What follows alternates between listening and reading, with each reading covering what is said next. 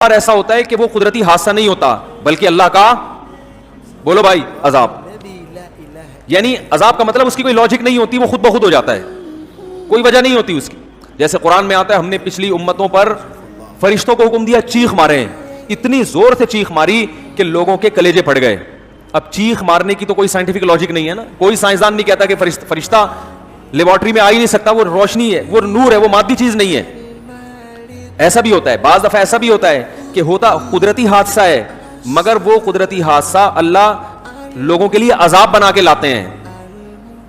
اس کی مثال ہے جیسے آپ بیمار ہوتے ہیں تو بیماری کی بھی تو کوئی لاجک ہوتی ہے نا، لیکن لاجک کے باوجود وہ بیماری آپ کے لیے رحمت نہیں ہوتی بلکہ اللہ کا عذاب ہوتی ہے.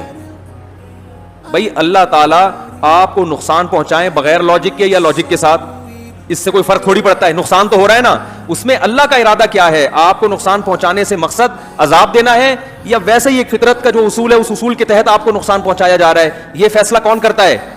اللہ کرتا ہے.